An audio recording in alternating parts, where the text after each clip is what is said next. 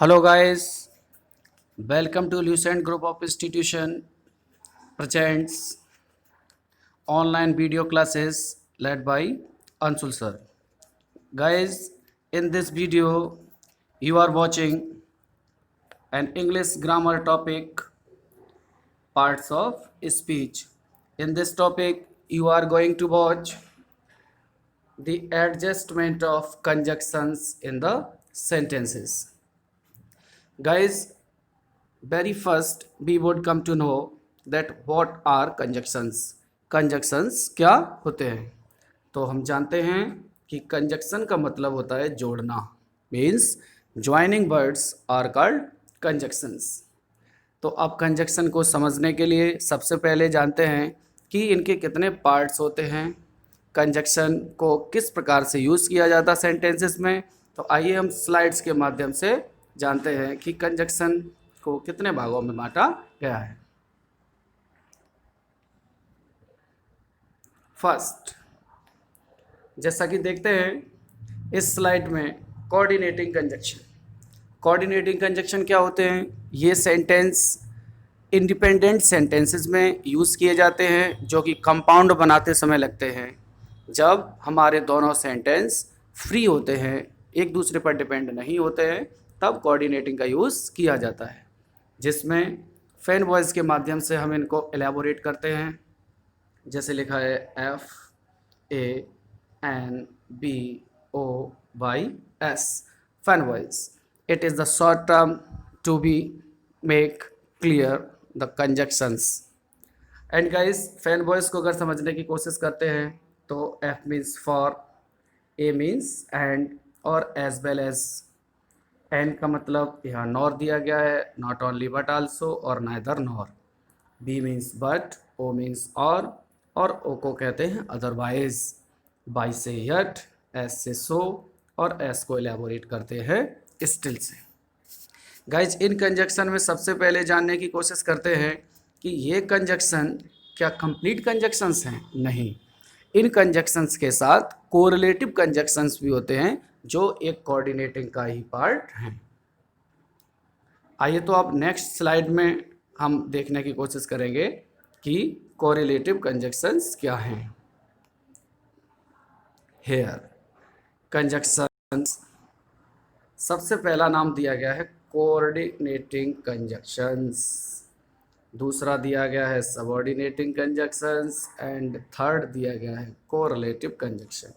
ये तो दोनों आपस में पार्ट्स हैं, लेकिन ये एक कोऑर्डिनेटिंग का ही पार्ट दिया गया है जिसमें कोऑर्डिनेटिंग और सबऑर्डिनेटिंग दोनों का यूज़ किया जाता है।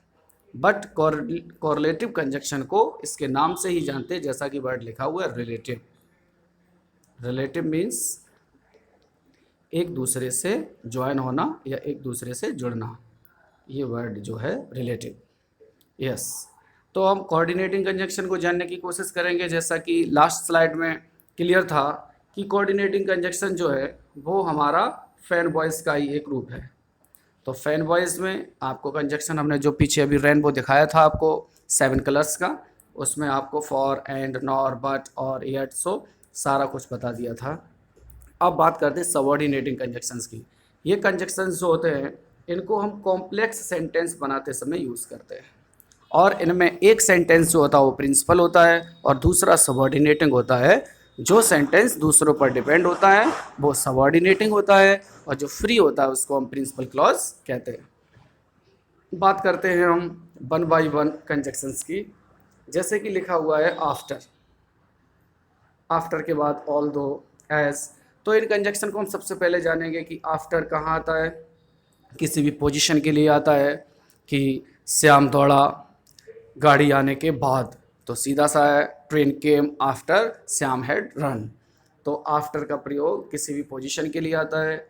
ऑल्दो का प्रयोग होता है कंट्रास्ट में। कंट्रास्ट का मतलब आप सब समझते हैं कि कंट्रास्ट का मतलब होता है कि कोई भी काम किया गया है लेकिन उसका परिणाम उसके विपरीत में आया। अब हम एज फार एज को जानेंगे जो दूरी के लिए आता है, जैसे कि एज लॉन्ग एज होता है, जैसे कि आप चाहो जितनी दूर जा सकते हो, भागो जितनी दूर भाग सकते हो। तो इस टाइप में एज फार एज और एज लॉन्ग एज का यूज़ होता है। अब बात आती है एज सुन एज की। एज सुन एज को जानने के लिए हम देखते हैं कि एज सुन एज का प्रयोग होता है जैसे ही वह स्टेशन पहुंचा, उसकी गाड़ी छूट गई थी। मीन्स यहाँ पर भी एक पोजीशन दिखाई जाती है जो एक वर्क को डन करती है। बिकॉज क्योंकि के लिए आता है, बिफोर पहले के लिए आता है, इवन इफ जो एक बिकॉज को ही ऐड करता है। इसके लिए इसके बाद जानने की कोशिश करेंगे व्हेन। व्हेन किसके लिए आता है? समय के लिए। वेयर किसी प्लेस के लिए। उसके बाद every, those, every time, if यदि के लिए आता है, इन ऑर्डर दैट किसी भी काम को आगे जोड़ने के लिए, in order that you may go there. उसके बाद सिंस किसी रीजन के लिए आता है, since he is poor he can't afford a car. So और सो दैट किसी भी चीज़ को, स्थिति को बताने के लिए आते हैं। जैसे वह दौड़ नहीं सकता था ताकि वह कमज़ोर था, तो he could not run so that he was weak. Then comparable होता है, कंपेयर करते समय आता है। अनलेस और अनटिल, ये जो दो सेंटेंस होते हैं जब तक कि ना के लिए आते हैं। अनलेस किसी कंडीशन के लिए आता है और अनटिल किसी टाइम के लिए। व्हेन टाइम के लिए और वेयर प्लेस के लिए। यस गाइस, अब बात आती है अपने कोरिलेटिव कंजक्शन की। Correlative, correlative means very clear, relative, relative, relative means एक दूसरे से ज्वाइन। मीन्स इसमें क्या है? Either or, not only but also. एक पेयर में है, neither nor, both and pair में है। Just as, the as, as much as, ये सब क्या है? एक दूसरे के पेयर में है। तो पेयर में जो कंजक्शन होते हैं एक दूसरे से रिलेटिव होते हैं, उनको ही हम कोरिलेटिव कंजक्शंस कहते हैं। Thank you for watching this video and support me. और आप नेक्स्ट वीडियो में कंजक्शन से जुड़े हुए फीलिंग्स को जानेंगे और आपको आगे के वीडियो में कंजक्शन की एक्सरसाइजेस भी सॉल्व करके दिखाई जाएगी। Thanks a lot.